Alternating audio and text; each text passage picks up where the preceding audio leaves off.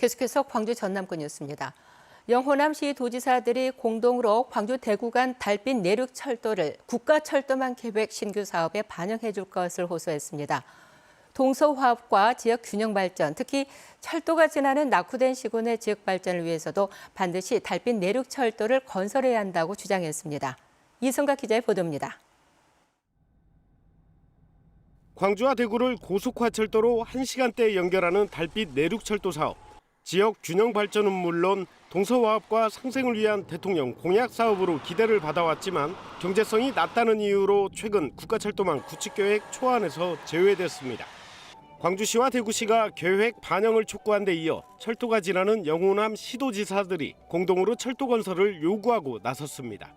동서화합은 물론 전남북과 경남북을 경유하면서 인구 감소 등으로 침체된 시군에도 새로운 활력이 될 것이라고 주장했습니다.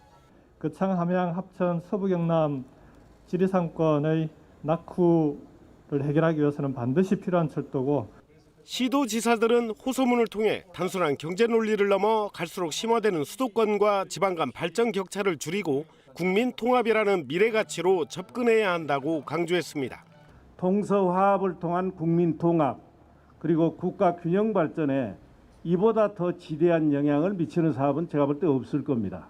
영호남 자치단체들은 국가철도망 계획이 확정되는 오는 6월까지 사업 반영을 위해 연대 투쟁에 나설 계획입니다. KBS 뉴스 이성각입니다. 전국 최초 노사 상생의 일자리 모델인 광주 글로벌모터스가 오늘 준공식을 개최합니다. 광주 글로벌모터스는 2019년 12월 착공식 이후 1년 4개월 만에 광주시 광산구 빅그린 산업단지 안에 18만 평 규모로 차체와 도장 조립 등 3개 동으로 이루어진 완성차 공장을 짓고 오늘 정식 준공식을 갖는다고 밝혔습니다. 광주 글로벌모터스는 현대자동차의 소형 SUV 일명 AX1을 5년 동안 35만 대 생산을 목표로 하고 있으며 시험 생산 과정을 거쳐 오는 9월부터 본격적인 양산에 들어갈 예정입니다. 지난 설 연휴 직후 광주시 내부에서 불거진 초과 근무 수당, 부당 수령 의혹이 사실로 드러났습니다. 자체 감사 결과 공무원 15명이 적발됐습니다. 보도에 김호 기자입니다. 지난 설 연휴가 끝나고 광주시 내부 게시판에 올라온 초과 근무 부정 실태에 대한 익명의 고발. 연휴 기간 동안 일부 직원이 특별한 업무도 하지 않고 초과 근무를 한 것처럼 입력하거나 휴일에 출근도 하지 않은 동료가 5시간 넘게 일한 것처럼 결제받았다는 내용이 담겼습니다. 이에 대해 광주시가 2달 가까이 감사를 벌인 결과 설 연휴 나흘 내내 초과 근무를 했다고 입력한 본청과 사업수 직원 등 15명이 제대로 근무하지 않고 허위 입력한 것으로 드러났습니다. 출근한 것처럼 지문이나 공무원증을 찍고 근무지를 벗어나 개인적인 일을 보고는 몇 시간 뒤 다시 돌아와 퇴근 입력을 하는 방식이었습니다. 15명 가운데 실제 수당을 받은 경우는 일부였는데 연휴 직후 논란이 불거지자 대다수가 수령을 포기한 것으로 전해졌습니다. 광주시는 수당 수령 여부와 상관없이 거짓으로 초과 근무를 입력한 공무원들에 대한 징계를 추진하기로 했습니다. 저희들이 통보한 이후 한 달 이내에 그 재심 절차가 있기 때문에 그 재심 절차에 따라 결과가 나와야 최종적으로 저희들이 어떤 행정적인 조치를 할 수 있을 것 같습니다.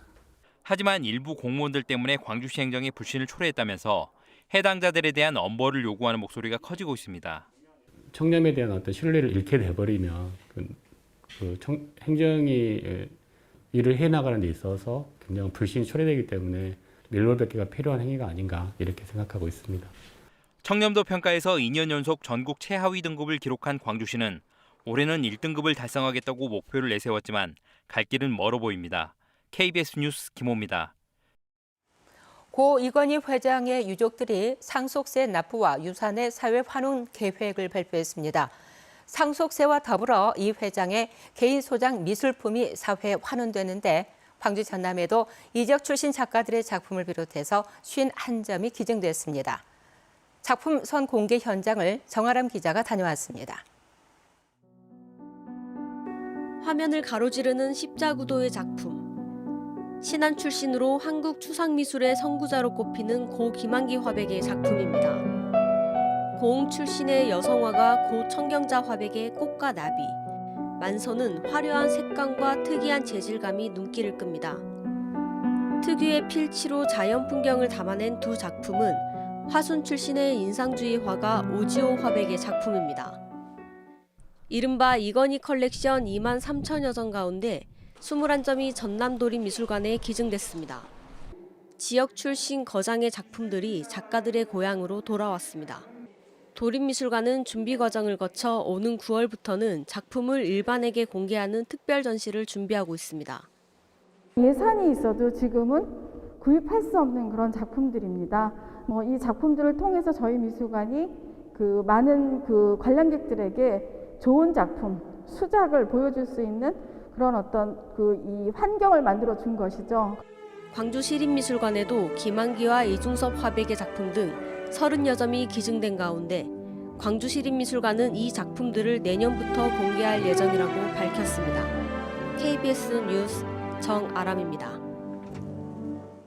문화재청이 현존하는 우리나라 불교 조각 가운데 삼신불로 구성된 유일한 작품인 구례화엄사의 목조비로자나 삼신불자상을 국보로 지정 예고했습니다. 문화재청은 화엄사 대웅전에 봉안된 목조비로자나 삼신불자상이 모두 3m가 넘는 초대형 불상으로 조선시대 17세기에 제작된 목조불상 중에 가장 크고 예술 조형적 수준도 조선 후기 불상 중에 단연 돋보인다고 평가했습니다. 밤사이 광주에서는 4명의 코로나19 신규 확진자가 나왔습니다. 광주 신규 확진자 가운데 3명은 담양 지인 모임 관련으로 자가격리 중 증상이 발현했거나 해제 전 검사에서 확진됐고 서울 마포구 확진자 관련도 1명이 추가됐습니다. 전남에서는 해외 유입 관련 1명이 확진 판정을 받았습니다. 이로써 어제 하루 광주와 전남에서는 코로나19 확진자가 10명으로 집계됐습니다.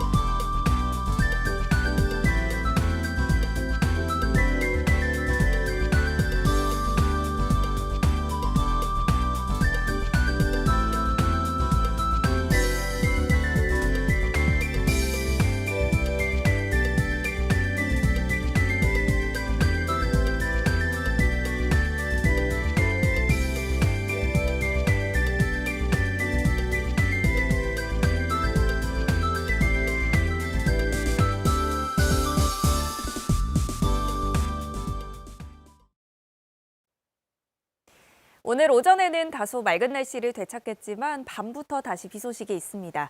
오늘 밤 서해안 지역부터 시작된 비는 점차 전 지역으로 확대가 되겠고요. 내일 새벽에 모두 그치겠습니다. 예상되는 비의 양은 오늘 밤에 5mm 미만, 내일 새벽에 5에서 10mm로 오늘 밤보다는 내일 새벽에 조금 더 많이 내리겠습니다. 비와 함께 우리나라로 유입된 황사가 뒤엉키면서 황사비가 내리기도 하겠습니다. 오늘 미세먼지 농도 광주는 나쁨, 전남은 오전에 일시적으로 나쁨 단계 예상됩니다. 오늘 기온 어제와 비슷하거나 조금 더 높겠습니다. 현재 광주가 15도 가리키고 있고요. 낮 기온 담양과 광주 24도까지 오르겠습니다. 여수의 아침 기온 16도, 낮 기온 23도, 광양 26도로 따뜻하겠습니다. 목포의 낮 최고 기온 21도, 영암 23도, 강진 24도가 예상됩니다. 신안을 비롯한 그 외 도서 지역은 20도에서 21도까지 오르겠습니다. 바다의 물결은 먼 바다를 중심으로 최고 3, 4m로 매우 높겠습니다. 주말인 모레는 오늘보다 기온이 2, 3도가량 내려가겠고요. 다음 주 화요일과 수요일 사이에도 다시 한번 비 소식이 있습니다. 날씨였습니다. 여순 사건 유족회와 여수 지역 정치인, 여수시장이 어제 국회 앞에서 기자회견을 열고 여순 사건 특별법에 조속한 국회 처리를 촉구했습니다. 유족들은 국가에 의해서 보호받지 못하고 오히려 국가 공권력에 의해 무고한 희생을 당했다며 73년의 응어리 진 아픔과 상처가 조금이나마 치유될 방법은 여수 순천 특별법 제정 한계일 뿐이라고 강조했습니다. 여순 사건 특별법은 4월 임시국회에서 본회의 통과가 기대됐지만 지난 26일 행정안전위원회 전체 회의에 상정되지 않아 사실상 이달 내 법안 처리가 무산됐습니다. 부동산 투기 의혹을 받는 프로축구 기성용 선수의 아버지 기영옥 전 광주FC 단장의 경찰 출석 조사 일정이 미뤄졌습니다. 광주경찰청 부동산 투기 특별수사대는 어제 오전 기존 단장을 불러 조사할 예정이었지만 기 씨가 개인 사정으로 출석하지 못하겠다는 의견을 전달해 조사가 이루어지지 않았다며 조사 일정을 다시 잡을 계획이라고 밝혔습니다. 기존 단장 부자는 지난 2015년부터 2016년 사이 광주 금호동의 민간공원 인근 부지에 농지를 사들인 뒤 실제 농사를 짓지 않고 중장비 주차장 등으로 불법 형질 변경한 혐의를 받아 경찰에 입건된 상태입니다. 광주시가 내부 인사 문제로 잡음이 발생한 광주 비엔날레 측에 전시에 집중해 줄 것을 당부했습니다. 광주시는 대변인 명의의 입장문을 내고 3년 만에 광주 비엔날레가 개최되는 중에 대표와 직원, 노조 간 갈등을 빚어 유감스럽고 시민들께 죄송하다고 밝혔습니다. 시는 다음 달 9일 제13회 비엔날레가 끝나면 사실관계를 파악해 혁신적 조치를 취하겠다며 현재는 국내외 이목이 전시에 쏠린 만큼 성공적인 개최를 위해서 임직원이 힘을 모아달라고 요청했습니다. 광주의 출생아 수가 전국에서 유일하게 증가한 것으로 나타났습니다. 통계청이 발표한 자료를 보면 올해 1월과 2월 광주의 누적 출생아 수는 모두 1,412명으로 지난해 같은 기간에 비해서 8.1% 증가해 전국 17개 시도 가운데 출생아 수가 유일하게 증가했습니다. 전남의 경우 누적 출생아 수는 1,569명으로 12%가 감소했습니다. 순천 YMCA가 운영해오던 노플라스틱 카페가 한 대형 커피업체 재능 기부로 새롭게 단장의 문을 열었습니다. 재능 기부 카페는 청소년이나 어르신, 장애인 등 지역 사회기관이 운영하는 노후된 카페를 대상으로 시설 개보수와 커피 제조 교육, 매장 운영 노하우 등을 전하는 사회공헌 프로그램으로 이번 순천 재능 기부 카페는 텀블러 활용 등 친환경 활동을 이어가는 한편 청년 고용을 확대할 예정입니다. 목요일 아침 함께한 KBS 뉴스를 마칩니다. 감사합니다.